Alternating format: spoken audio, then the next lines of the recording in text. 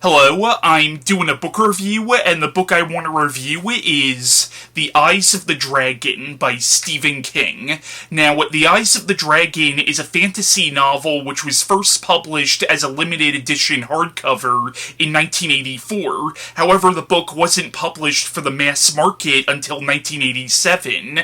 Now, Stephen King wrote this book for his daughter Naomi, who at the time was 13 years old, and basically she wanted him to write a fairy tale, and that's what the book is. It's a fairy tale that Stephen King wrote for his daughter. Now, I already reviewed this book back in 2012, and that review is still up, however, it's no longer public. It's now marked as unlisted, but I'll leave a link in the description below to where you can check out my 2012 review of this book. Now, The Eyes of the Dragon, I think, is a very good book. It's not one of my personal favorite novels from King, but I do appreciate this book a lot because even though I will argue that King has become a lot more versatile over the years, even to this day, this is still a very atypical book for Stephen King, where even though he has written other fantasy novels, this is one of his few, pure fantasy stories where it's a sword and sorcery story set in a quasi-medieval setting.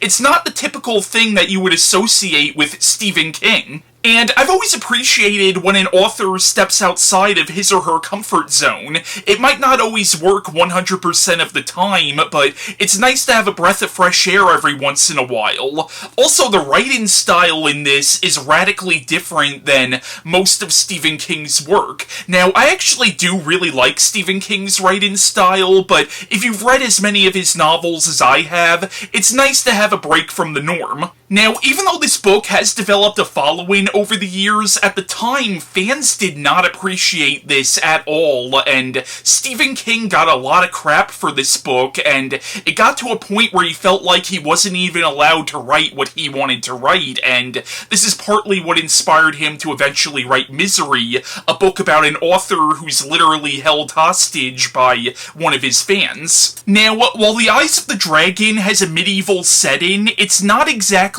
set in medieval times. At least it's not the medieval times of our world. While this isn't immediately apparent if you're just reading this as a standalone novel, this is actually taken place in an alternate universe, and it's set in the same universe as Stephen King's Dark Tower series, which is called Midworld. Well, technically Midworld is just the name of one specific part of this alternate universe, but when people refer to the universe that the majority of the Dark Tower series takes place in, they usually refer to the whole thing as Midworld. Now, this was published between books 1 and 2 of the Dark Tower series, however, it appears to be taking place years, possibly even generations, before the main events of the Dark Tower. So even though you can read this as a standalone novel, you could also look at this as sort of a Dark Tower prequel. Also, the main villain of this novel is an evil wizard named Flagg, who hardcore Stephen King fans would probably recognize as Randall Flagg, or the Man in Black, who was one of the primary antagonists of the Dark Tower series. He's also the primary antagonist of Stephen King's post-apocalyptic novel, The Stand. Now, the connection between The Stand and the Dark Tower series was officially explained in Dark Tower 4, Wizard and Glass, where it was revealed that the events of The Stand were actually taking place on a parallel Earth, what's known in that series as another level of the tower. Because the Dark Tower series deals with the whole multiverse theory, the idea that there are all these different parallel universes and alternate timelines, and each universe has its own version of planet Earth. And basically, Randall Flagg, he's this evil wizard or warlock who might have been human once, but over the centuries he's become so powerful that he's almost more of a demon now, or at least he's become sort of a vessel for these outside demonic forces. Now, he's not quite Satan himself, but he is sort of a representation of the devil, and he is implied to be the devil's right-hand man. Now, it's left somewhat to the reader's interpretation whether Randall Flagg is outright able to travel in and out of these different universes, or if each universe sort of has its own version of Randall Flagg. That theory is probably the most likely, because there are some subtle differences between the incarnation of Flagg who shows up in The Stand compared to the incarnation of him who shows up in The Eyes of the Dragon and the Dark Tower books. The Dark Tower series also bridges together virtually all of Stephen King's other books and short stories into the same multiverse, so all of his other books like Carrie, The Green Mile, Salem's Lot, The Mist, The Shining, The Dead Zone, Pet Sematary, It, are all tied in with the Dark Tower in some way, shape, or form. Even if they're not all in the same exact universe, they're all in the same multiverse. Now, the plot of The Eyes of the Dragon is it's set in this kingdom called Delain, which is located in Midworld, or at least the same universe as Midworld. And in the beginning of the story, Delain is ruled over by a king named Roland, no relation to the character of Roland Deschain from the Dark Tower series, but Roland, for the most part, is a kind and fair king, but he's also not the smartest person in the world, and he's also not the greatest or most competent king that Delain has ever had. And Roland has an advisor, a wizard named Flagg, who you realize is immortal and has existed for hundreds, maybe even thousands of years, and throughout the centuries he has been coming to Delain under different names. And everybody's afraid of him, but because he's the king's top advisor, they really can't do anything about him. And Roland has two sons, Peter and Thomas, and of the two boys, it seems that Peter is destined to become Delain's next king, not just because he was the firstborn, but also he's extremely intelligent and very brave and very kind, and it seems like he'll be the perfect king for Delain, but Flagg realizes that if Peter becomes king, he'll have no place. Because Peter, who already proves to be smarter than his father,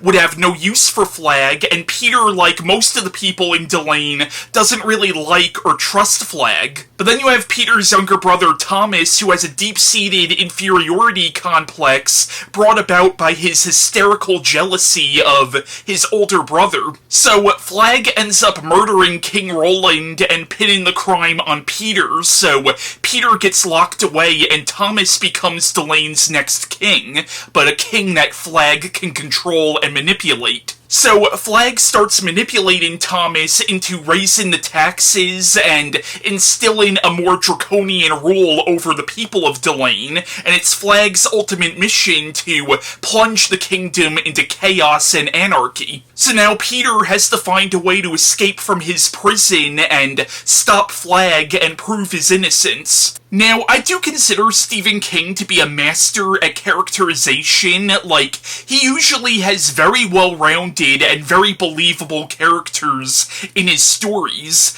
but in this book, while the main cast of characters are likable for the most part, they are very archetypical, and they are relatively two-dimensional. Like, the main character, Peter, you certainly do feel for this kid, and you certainly are rooting for him to get out of this situation. I mean, not only was his father murdered, but he's accused of the crime, and his rightful title as king is stripped from him. Like, you can't help but to feel sorry for him, but again, the character is kind of archetypical. At the same time, you could argue that that's kind of the point, because this is meant to be more of a fairy tale, and the characters in this book do very much fit into those fairy tale archetypes. One character who I did really like, even though again he is relatively two-dimensional, is the character of Ben, who is Peter's best friend, who's one of the few people in Delain who still believes in Peter's innocence, and you find out that because of his friendship with Peter, his family have basically become pariahs in the kingdom. You also have a character named Naomi, who doesn't really show up till like the last third of the story, but she's actually a pretty cool character, and she's obviously named after Stephen King's daughter. You also have the character of Dennis, who in the beginning of the story is Peter's butler, but eventually becomes Thomas's butler, and he's partially responsible for what ends up happening to Peter, because he was the one who found the poison used to kill King Roland in Peter's room, which we as the reader realize was planted there by Flagg. But Dennis is also a pretty likable character who, even though it wasn't really his fault, you still see him having to atone for this. So, the characters in the book are good, but again, they are a little cliched. Now, for me, the most compelling character in this book is actually Thomas, who, for all intents and purposes, is sort of the novel's secondary antagonist, even though it's not entirely his fault. Like,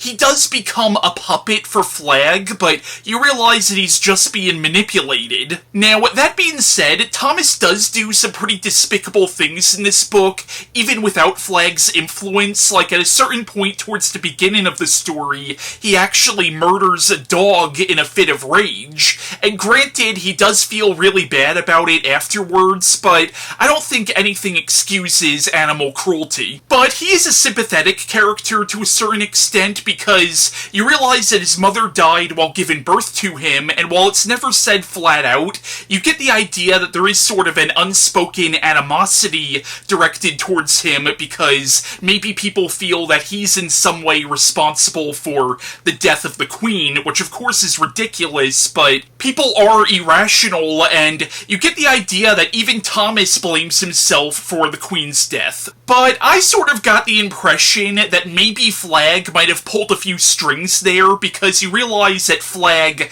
absolutely hated Peter and Thomas's mother. Thomas also grew up in Peter's shadow, and he has a deep-seated jealousy for his older brother because their father, the king, gives Peter all the attention, even though, ironically, Thomas is a lot more like King Roland than Peter is. But you kind of understand why Thomas ends up the way he does, but he does have a redemption at the end of the story. And this book also gets points simply for having Randall Flagg as the main villain. Flagg is probably my favorite Stephen King villain, and he's one of my favorite literary villains in general. But in this book, you almost get a different side to Flagg. Like, he's not as powerful here as he is in The Stand and in the Dark Tower books. Like, he still has to read from spell books in order to perform his magic. And at one point in the book, it mentions that he hasn't yet mastered the art of shapeshifting, which is interesting because he is able to shapeshift in the Dark Tower series, or at least it's heavily implied that he's able to shapeshift, because he appears as two different people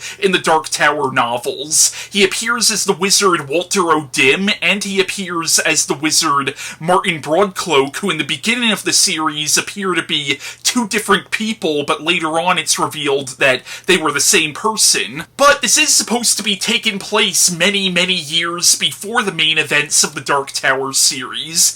And also, maybe he doesn't outright shapeshift, but maybe he has the power to sort of make people think he looks different. Now, to just give a few words on the book's writing style, I actually really like the writing style of this novel. Again, it's very atypical for Stephen King, and I like that. But I will say the writing style does sometimes work to the book's detriment. Now, the whole story is being told to us by an unnamed narrator, which technically that's every book written in the third person, but in this case the narrator is an actual character where he or she refers to his or herself throughout the novel, and even gives his or her own commentary on what's going on in the story. The narrator is basically Stephen King himself, as if this is all just a story that he's telling his daughter. But an issue I kind of had with the writing style is there are certain points where the narrator, or Stephen King,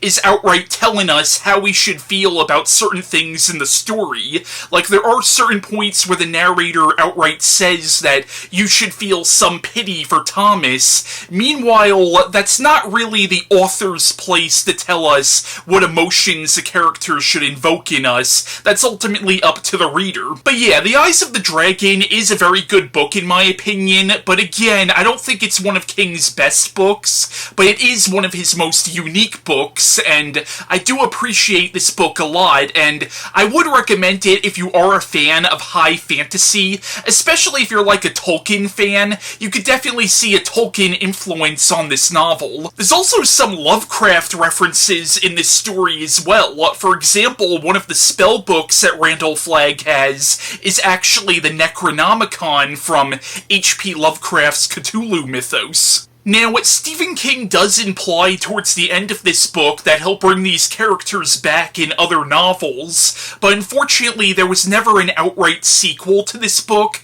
As I mentioned before, this is set in the same universe that most of the Dark Tower series takes place in, and there is a reference to Dennis and Thomas in the second Dark Tower novel, The Drawing of the Three. Like Roland Deschain, the main character of the Dark Tower series, mentions that he crossed paths with Dennis and Thomas in the past, meaning that Eyes of the Dragon can't be that long before the events of the Dark Tower series. However, time is sort of wonky in Midworld, and even Roland himself is a lot older than he appears to be. Now, Stephen King did say that he wanted to bring the characters of Dennis and Thomas back for the final 3 Dark Tower books, but for some reason that never happened. Now, in this book, there is a reference to a witch named Rhea, and Rhea would actually go on to be one of the main villains of Wizard and Glass. But yeah, that was my review on The Eyes of the Dragon by Stephen King.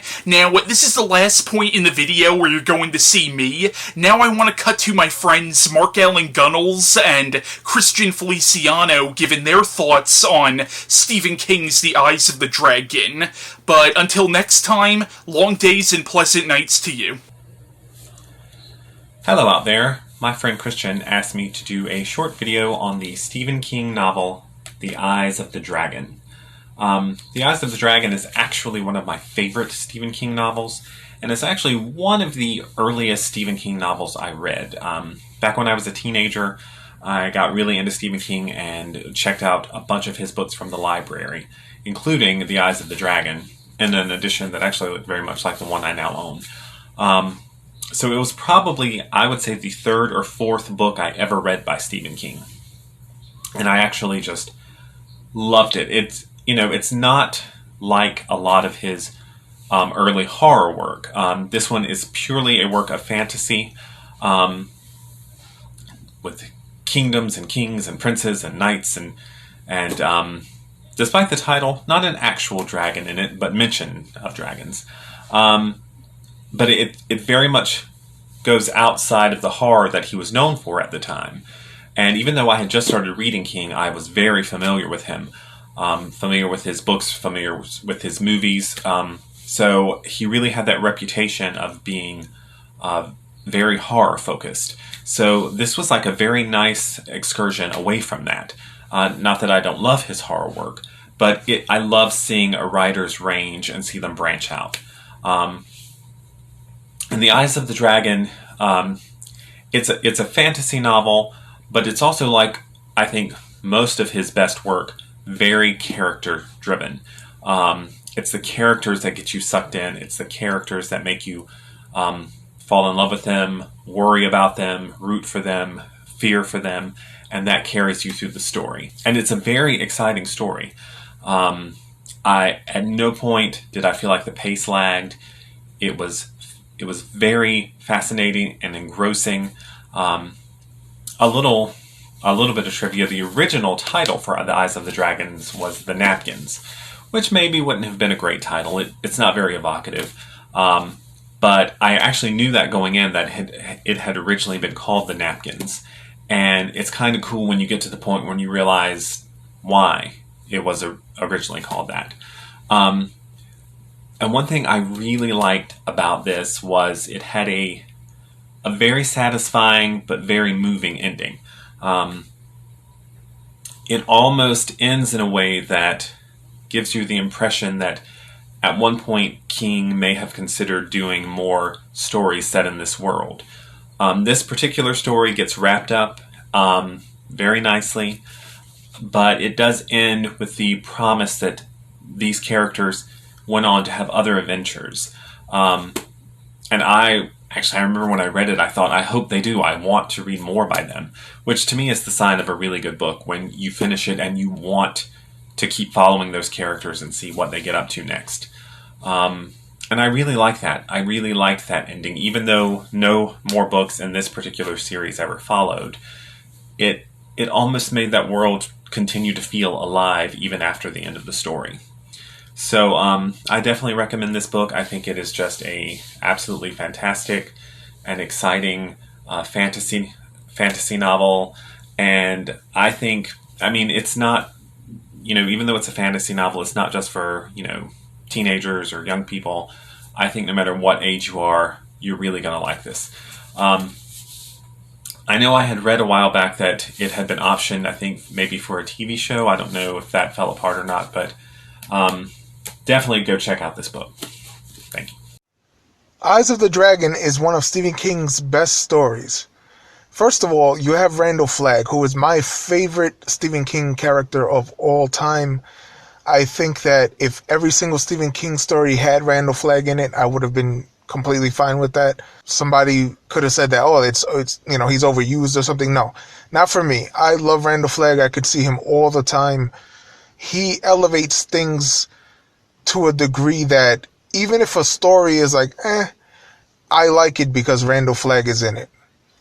Even like the Stand TV show. Now, I don't know if people liked it. I don't.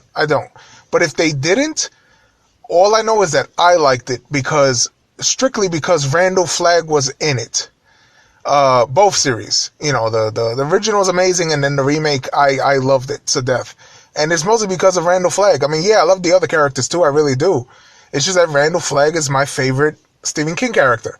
That's why when I saw like the Dark Tower, where he's not the main villain, but he's one of the villains in there, that to me was fantastic. I love that. I thought that was, that just made me love the story even more. And I didn't even know anything about the Dark Tower series before I picked it up one day. I went to the store, I'm going to go off on a tangent real quick. I went to the store, was looking for a new Stephen King book, didn't know what to pick up because at the time I was binging Stephen King stories. I just wanted to read any of them.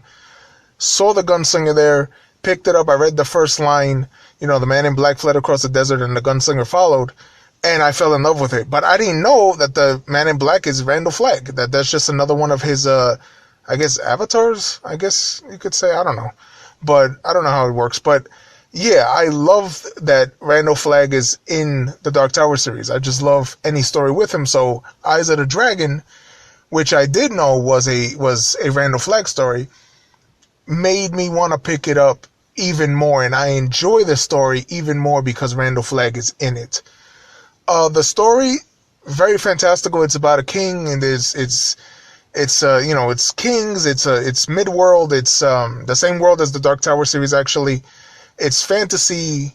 It's magic. It's all this stuff. You get into Randall Flagg's origin story pretty much. It takes place, I forgot how long before the Dark Tower, but it does take place a long time before. And it's, a younger Randall Flagg, and you get to see, a King Roland. It's not Roland from the Dark Tower, but you just get to see that whole thing happen. I don't want to spoil anything. Pick it up. Just know it's a Stephen King fantasy story, and I promise you're going to love it. The writing is, it's Stephen King. His prose style is, it's second to a few, but still, it's amazing. I love Stephen King's prose style. It's beautiful. I just feel like, for me, my favorite prose styles of all time is like Hemingway, Tolkien, George R. R. Martin, people like that. Dracula, Bram Stoker. I love those prose styles. So to me, Stephen King is just second to those guys, but still, it's amazing. The guy knows how to write a story. And Eyes of the Dragon, this is a fantastic book. Pacing is great. It has some political intrigue, which is nice. Like I said, it's fantasy. If you're into grimdark, you'll probably like this because it's I would consider it a grimdark story. It has those elements as a grimdark story, Game of Thrones type stories. But is it as great as something like Lord of the Rings? No. Is it as great as Wheel of Time? I don't know. I haven't read Wheel of Time, so I don't even know why I brought that up. But I'm biased when it comes to Lord of the Rings, because to me, Lord of the Rings is the greatest fantasy story ever. It's one of the greatest stories ever. I love it. I've read it many times, the whole saga. Well, not the whole saga. The Silmarillion, I love the Silmarillion, but I've only read it twice. I haven't read it more than that. It's not for any other reason than just the other ones are more readable to me. The Hobbit and the Lord of the Rings. Those are just more readable to me. I love the Silmarillion. Don't get me wrong. It's written beautifully, but it's not the Lord of the Rings. It's not the actual novels. So I like reading those more, and I've read those several times. And even though this one is not as good as those stories, to me, in my opinion, and that's just a biased opinion, believe me, because you might think it's better. That's up to you. You might even think the Dark Tower series is better. You might think that's your favorite of all time. That's fine. It's just that for me, I'm biased, so I say Lord of the Rings is better. But this is a really great fantasy story. If you're into fantasy stories, you'll really enjoy it. If you're into Stephen King stories, you really enjoy it, because you still got Stephen King writing it. It's still Stephen King styled, even though it's a little different because this is now taking on a thing of a fantasy story. It still is Stephen King. He still has the same tone, the same atmosphere as a Stephen King story. The characters are still Stephen King characters. You'll tell the dialogue. Stephen King has a very unique style, and you can see it from a mile away. That's how distinct it is. So I highly recommend you check this out if you're a fantasy fan, or if you're a Stephen King fan, or if you have never checked out a fantasy story but you're interested. This might be the one for you. This might be the one to get you into it. If you've never checked out a Stephen King story but you like fantasy, this might actually be what gets you into Stephen King. So I highly recommend it for everybody. It's a great story, and I really wish one day that they would make a movie of this. TV show, I'd be fine with that. I have no problem with that. So far, the TV shows I've seen of fantasy stories have been great. Game of Thrones is still one of my favorite shows of all time. Last season, I don't get into all that stuff. I still enjoy the show, 100% without, and that's biased, fine, but it's still, I enjoy the whole show. The Witcher is great, so I would love to see a show based on this, or at least a movie. And thank you so much for listening to my review. And like I said, pick up this book, and thank you so much. Bye-bye.